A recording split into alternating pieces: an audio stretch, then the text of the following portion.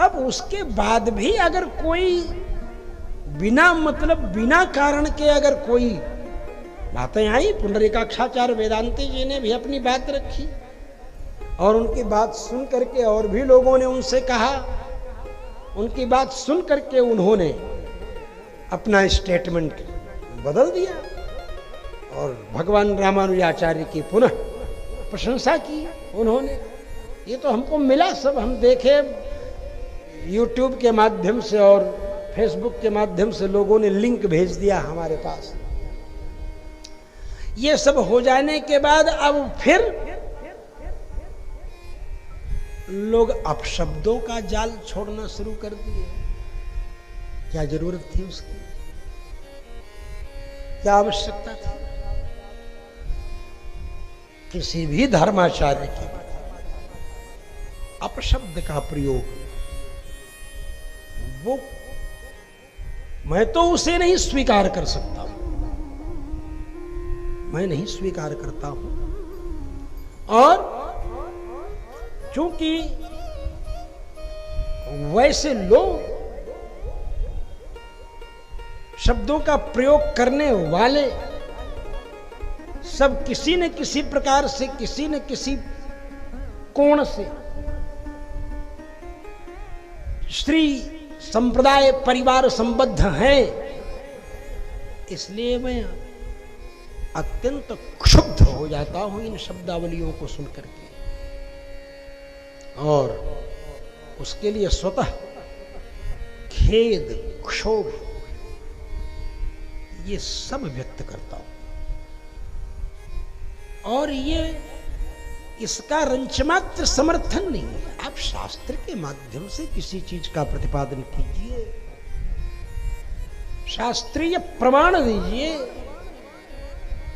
श्लोकों का प्रमाण दीजिए, पुराणों का प्रमाण दीजिए, महाभारत का प्रमाण दीजिए, श्लोकों का प्रमाण दीजिए।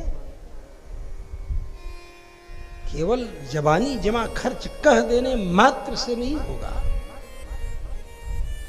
इसलिए क्रोध में आकर के किसी आचार्य के प्रति कुछ बोल जाना, ये बड़ा भारी अपराध हो जाता है।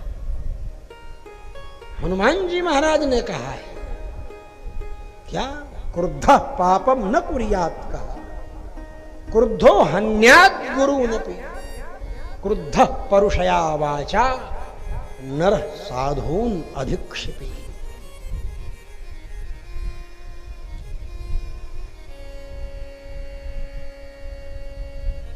वाच्या वाच्यम प्रकुपितो न विजानाति कर्षिचित्, न कार्यमस्ति क्रुद्धस्य न वाच्यम विद्यते क्वचित्।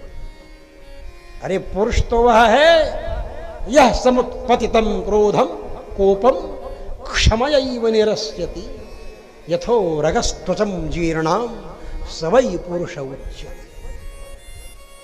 क्योंकि हमारे परिवार से संबंध है और बड़कों के प्रति ऐसे अपशब्द का प्रयोग किया, इसलिए मैं स्वयं बड़कों से क्षमा याचना करता हूं। ऐसे शब्दों के लिए,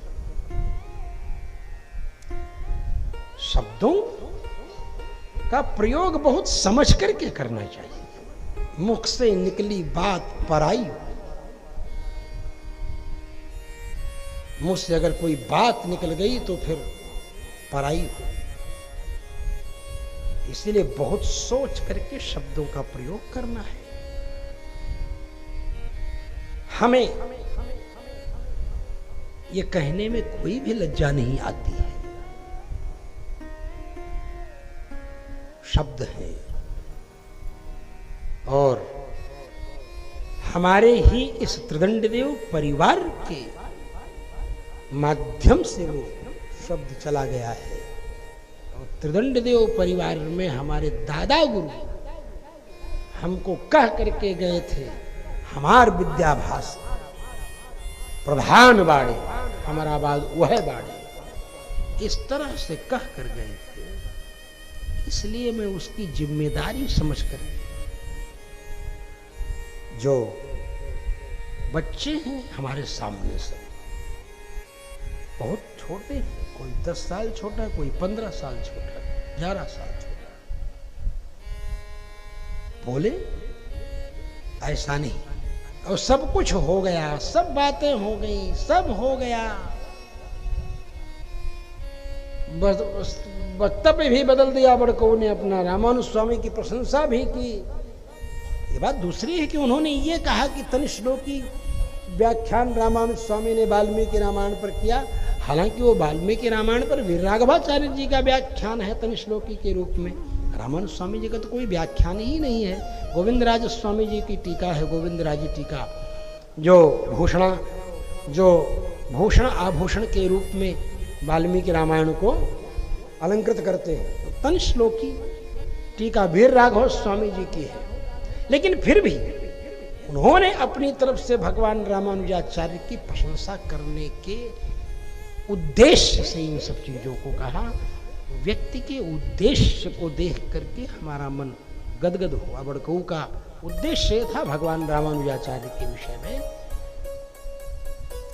जो हमने ये कह दिया कि उन्होंने स्त्रियों का सम्मान नहीं किया और ये, उसकी बात पर उन्होंने फिर कहा कि नहीं, स्वीकार किया। तो इसलिए मैं हृदय से अभिनंदन किया कि चलिए अच्छा है, बड़कऊ ने इसको बदल दिया, अच्छी बात है।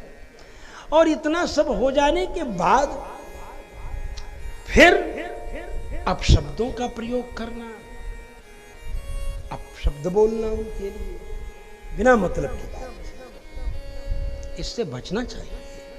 आज प्रसंग आ गया, ये प्रसंगवश मैं बोल दिया, मैं तो इसको स्पर्श भी नहीं करना चाहता था, इस विषय को छूना भी नहीं चाहता था, बहुत संभल संभल करके चल रहा था।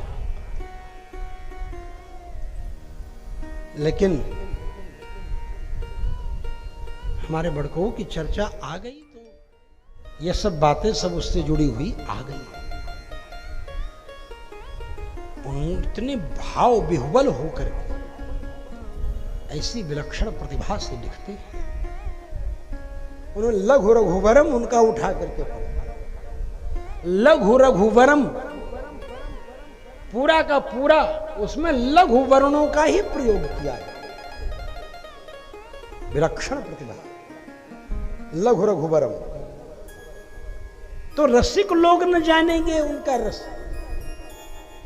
डॉक्टर कमलाकांत त्रिपाठी समझेंगे कि हाँ इसमें क्या रस है, इसमें क्या है, कि घुरहू कतवारू फेंकू बीगू, समझेंगे। शास्त्र का चिंतन करने वाला व्यक्ति न शास्त्रीय शास्त्र संबद्ध वृत्त रत्नाकर संबद्ध हो, या माधुर्योज प्रसादाख्य गुण काव्य प्रकाश संबद्ध हो, या साहित्य दर्पण संबद्ध हो, या रस गंगाधर संबद्ध हो, इनसे संबद्ध विषयों को वही समझेंगे। तो बस बाकी तो कुछ नहीं है। लोग कह देते हैं, क्या कह देते हैं, हम लोगों में रामानुज में रामानंद में कोई सिद्धांत का भेद नहीं है, केवल उपासना पद्धति में भेद है। मैं तो कहता हूं वो भी भेद नहीं, कोई भेद नहीं है, उपासना पद्धति का भी भेद नहीं है।